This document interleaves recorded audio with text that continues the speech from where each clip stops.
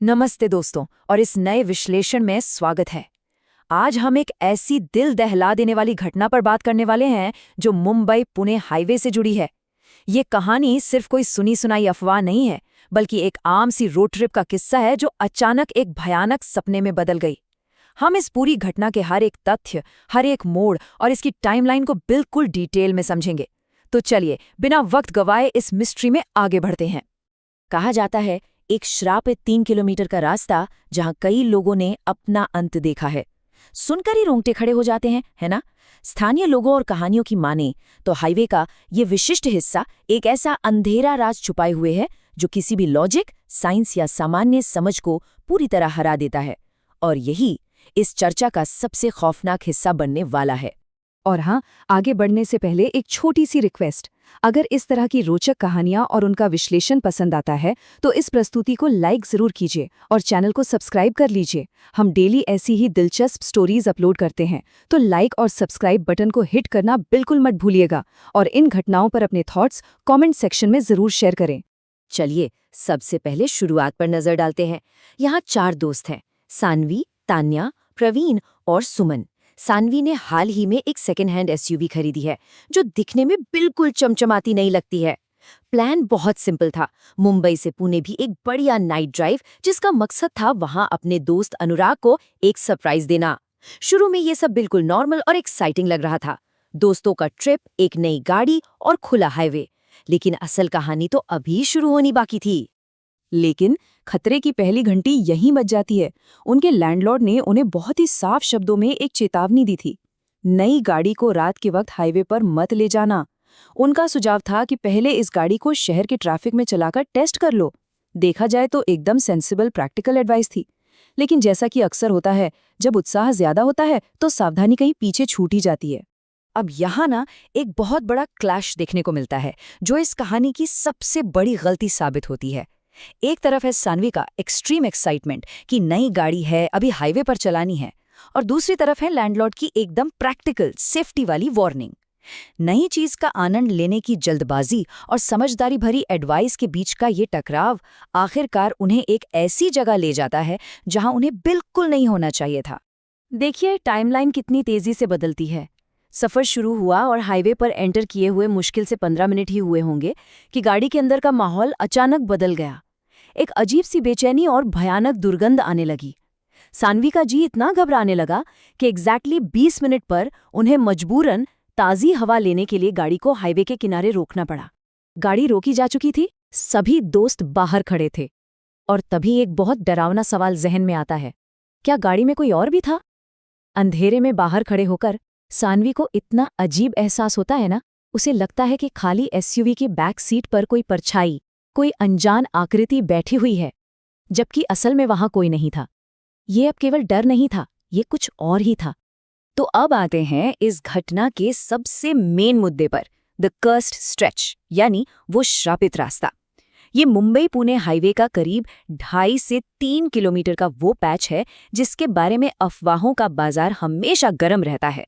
प्रवीण यहाँ पर अपने पिता की दी हुई एक भयानक वार्निंग याद करता है कि इस पर्टिकुलर रास्ते पर लगातार जानलेवा एक्सीडेंट्स और ऐसी घटनाएं होती हैं जिनका कभी कोई ठोस एक्सप्लेनेशन नहीं मिल पाया। टेंशन अब पूरी तरह से पीक पर जा रही है। एक तरफ सानवी का ईगो है, वो किसी भी हाल में किसी और को अपनी गाड़ी ड्राइव नहीं करने देना चाहती। दूसरी तरफ प्रवीण उस श्रापित रास्ते की वार्निंग दे रहा है, और तभी अचानक बिना किसी कारण उसके हाथों की नसें अजीब तरीके से खिंचने लगती हैं, क्रैम्प्स आने लगते हैं। लॉजिक और समझदारी अब पूरी तरह दरकिनार हो चुके थे और एक अनजाना डर उन सब पर हावी हो रहा था। और फिर आता है वो मोमेंट जो होश उड़ा दे। अचानक गाड़ी का म्यूजिक पूरी तरह से बंद हो जाता है। चारों तरफ से लॉक्ड गाड़ी, जिसमें सिर्फ ये 4 दोस्त थे, उसके अंदर एक बहुत ही भारी और अनजान आदमी की आवाज गूंजती है। ये इस कहानी का सबसे बड़ा टर्निंग पॉइंट है, जहां दोस्तों की ये आम सी ट्रिप सीधा एक पैरानॉर्मल नाइटमेयर में शिफ्ट हो जाती है। इस सीक्वेंस को ध्यान से समझिए। घबराहट एकदम से शुरू होती है। पहले वो अनजान आवाज आती है, ठीक अगले ही पल प्रवीण के हाथ क्रैम्प होते हैं, ध्यान भटकता है, और इन सब के नतीजे में होती है एक भयानक टक्कर। गाड़ी चला रही सानवी का कंट्रोल छूटता है और गाड़ी के सामने अचानक एक औरत आती है और सीधा टकराकर सड़क पर गिर जाती है। हादसे के बाद जो हुआ वो किसी भी साइंस के नियम के खिलाफ था। ये भ्रम या इल्यूजन पूरी तरह से दिमाग हिला देने वाला था। ग्रुप घबराकर एम्बुलेंस और पुलिस को कॉल करता है और घायल औरत की मदद करने बाहर निकलता है। वो औरत उन्हें जमीन पर 10-15 कदम की दूरी पर गिरी दिखती है। लेकिन रियलिटी यहाँ पूरी तरह बिखर जाती है। वो दोस्त चाहे जितना भी आगे बढ़ते, उस औरत और उनके बीच की दूरी कभी कम ही नहीं होती। वो उतनी ही दूर दिखती रहती। सिचुएशन ऐसी थी जहां दिमाग काम करना बंद कर दे। तन्या, जिसे ड्राइविंग का जीरो अनुभव था, उसे अब एक असंभाव और अलौकिक खतरे का आभास होने लगता है। उसके अंदर का प्योर सर्वाइवल इंस्टिंक्ट जग उठता है। वो जबरदस्ती सबको वापस एसयूवी में बैठाती है और बिना घबराए खुद स्टीयरिंग व्हील संभाल लेती है, जबकि उसे गाड़ी चलानी आती ही नहीं थी। अब इनका एक ही मकसद था, वहां से जिंदा निकलना। एसयूवी तेजी से भागती है, लेकिन रास्ते में जो घटना होती है वो समझ से परे है। वो तेजी से भागती गाड़ी अचानक उस अजीब सी औरत जैसी आकृति से एक बार नहीं बल्कि 3 से 4 बार लगातार टकराती है। हर बार टक्कर होती है, लेकिन गाड़ी रोकी नहीं जाती। इस भागम भाग में एक और डरावना सवाल उठता है, आखिर एसयूवी के नीचे फंस क्या गया था? गाड़ी किसी बहुत ही भारी चीज को अपने साथ सड़क पर घसीटने लगती है। हालात इतने खराब हो गए कि पास से गुजरते एक ट्रक ड्राइवर ने आगे आकर उन्हें इमरजेंसी में गाड़ी रोकने का सख्त इशारा किया। जब आखिरकार गाड़ी रोकी गई ना, तो चासी के नीचे एक ऐसी चीज फंसी हुई मिली जो देखने में किसी बोरी जैसी लग रही थी। लेकिन इससे भी बड़ी रोंगटे खड़े कर देने वाली बात ये थी कि उस फंसी हुई बोरी के अंदर से एक औरत के बिलाख बिलाख कर रोने की आवाज सीधे इन दोस्तों के कानों तक पहुंच रही थी। जब डर के मारे फ्लैशलाइट ऑन की गई और अंधेरे में रोशनी डाली गई, तो एक ऐसा भयानक सच सामने आया जिसे सुनकर किसी के भी पसीने छूट जाएं। उस अंडरकैरेज में फंसी हुई चीज कोई आम बोरी नहीं थी, बल्कि बिना धड़ का सिर्फ एक कटा हुआ सर था। जस्ट इमेजिन, एक कटा हुआ सर उनके साथ घसीट रहा था। ठीक उसी समय उस ट्रक का कंडक्टर उनके पास आता है। हैरानी की बात ये थी कि वो बिल्कुल शांत था, जैसे इन हाईवे की डार्क सच्चाइयों से वो बाखूबी वाकिफ हो। वो बिना किसी घबराहट के उस कटे हुए सर को ऐसे निकालकर फेंकता है जैसे कोई आम नारियल हो, और उसके बाद उन सहमे हुए दोस्तों को आदेश देता है कि बिना रुके ठीक उसके ट्रक के पीछे पीछे इस डेंजरस जोन से बाहर निकल लें।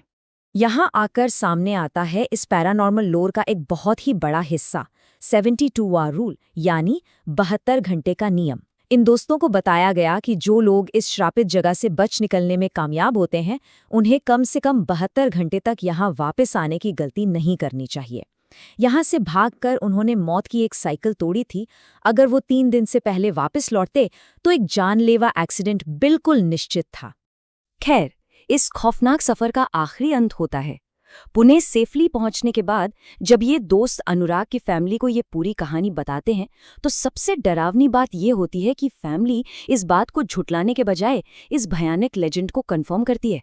वो वैलिडेट करते हैं कि मुंबई पुणे हाईवे का ये विशिष्ट पैच सच में एक खतरनाक और एक्टिव पैरानॉर्मल जोन है, जिसका इतिहास ऐसी ही अनजान मौतों से भरा पड़ा है। तो इस विश्लेषण को खत्म करते हुए ये एक बहुत ही गहरा सवाल पीछे छूट जाता है। सोचिए, किसी सुनसान और अंधेरे हाईवे पर अगर ऐसी असंभव स्थिति बन जाए तो एक इंसान का इंस्टिंक्ट क्या कहेगा? क्या वहां रुककर मदद करना सही कदम है, या फिर गाड़ी भगाकर कभी पीछे मुड़कर नहीं देखना चाहिए? जब एक अंधेरी सड़क पर समझ और सच्चाई दोनों धुंधली पड़ जाएं, तो सर्वाइवल का आखिर सही रास्ता क्या है? ये एक ऐसी कहानी है जो सच में हमें गहरी सोच में डाल देती है।